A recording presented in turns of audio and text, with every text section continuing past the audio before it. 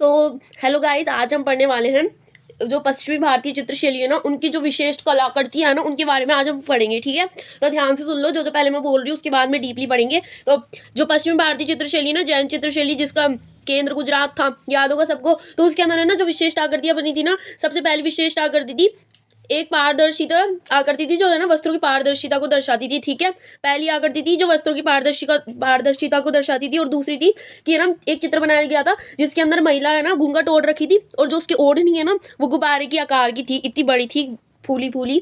ठीक है, और तीसरी थी जो जल जीवन था ना, यानी कि जल जीवन, समुद्र के अंदर जो जीव रहते हैं ना, उनका जीवन ऐसे दर्शाया गया था, क्षितिज दिखाया गया था, जमीन दिखाई गई थी।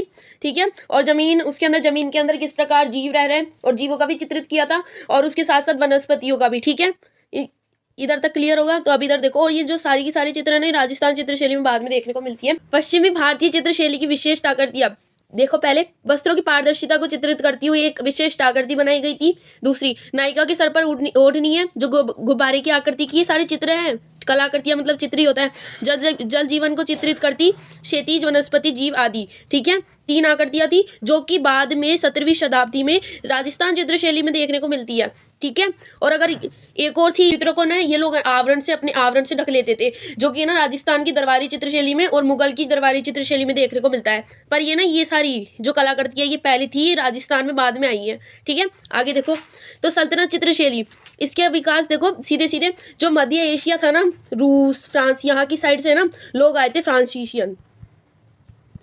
फ्रांसीस ये लोग आए थे, याद रख लेना। ठीक है, इन लोगों ने ना अपने ना मालवा क्षेत्र, गुजरात और जौनपुर की साइड है ना साथ में मिलकर काम किया था। तो ये अगर साथ में काम करते हैं तो इनकी ना कलाकृतियां एक दूसरे के साथ जुड़ जाती है, प्लस हो जाती है, और ये सारी कलाकृतियों को जोड़ के ना, विशेषता को जोड़ के ना सल्तनत चित्रशैली बनी थी। देखो कैसे।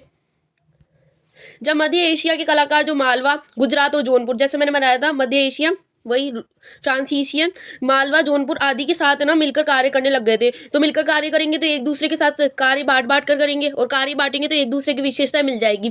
तो ऐसी फ्रांसीसियन एवं स्वदेशी चित्रकारों के साथ विशेषताएं आपस में मिल गई, और ये जब विशेषताएं मिली तो एक नवीन चित्रशैली का निर्माण हुआ, जिसे सल्तनत चित्रशैली कहते हैं। ठीक है, तो चित्रशैली है ना, ये चित्रकला का प्रतिनिधित्व करती है। सीधी सी बात है, अगर शैली लिखा हुआ आएगा तो वो चित्रकला के प्रतिनिधित्व करेगी। इसके ना मुख्यतः 2 यानी 3 उदाहरण है। पहला, जो सूफी लोग थे ना, वो अपनी कहानियां बनाते थे, और एक और था जिसका नाम लोर चंदा। ठीक है, इसका चित्र बनाता, और एक निमतनामा पुस्तक थी। ठीक है, ये 3 इसके विशिष्ट उदाहरण थे। देखो, चित्र सूफी विचारों के ओत पोत कहानियां, और लोर चंद्रा की चित्र, और निमतनामा पुस्तक है ये एक प्रकार की। ठीक है, ये इसकी विशेषता है। क्या क्या ये विशेषता पूछी जाती है, बाकी तो सल्तनत चित्रशैली के बारे में सीधा बड़ा क्वेश्चन आएगा। ठीक है, क्या क्या विशेषता है। पहली विशेषता है कि यहाँ पे सूफी की जो ओत पोत कहानी है ना, वो प्रसिद्ध है। लोर चंद्र के चित्र प्रसिद्ध है, और निमतनामा पुस्तक, ये इसके 3 उदाहरण है। आगे देखो इधर, निमतनामा पुस्तक, ये पुस्तक इतनी इंपॉर्टेंट है ना कि इससे हमेशा एक अति प्रश्न तो आता ही है, इसलिए पूरी चित्र याद करना पड़ता है। तो ये ना मेरी भाषा में सुन लो पहले। ये चित्र है ना खाने के लिए बनी है। इसके अंदर जैसे कि शिकार, श्रृंगार और ऐसी औषधियाँ, ये खाने के लिए बनी है ये सारी पुस्तक। और ये पुस्तक है ना सल्तनत चित्रशैली को दर्शाती है। ठीक है, और ये ना एक था उस टाइम सल्तनत चित्रशैली में एक कलाकार था जिसका नाम था नासिर शाह खिलजी। ठीक है, जिसने 15वीं शताब्दी में इसकी रचना की थी मांडुक में। तो अब मेरी भाषा में सुन लिया, तो इधर देखिए, यह एक प्रकार की पुस्तक है जो सल्तनत चित्रशैली का प्रतिनिधित्व करती है। ठीक है, नासिर शाह खिलजी ने, ये पूछा जाता है ज़्यादातर तो कि इसके लेखक का नाम बताइए। तो नासिर शाह खिलजी ने मांडू में इसकी रचना की थी, और यह है खाना बनाने की पुस्तक है, जिसमें शिकार, औषधियाँ और श्रृंगार आदि के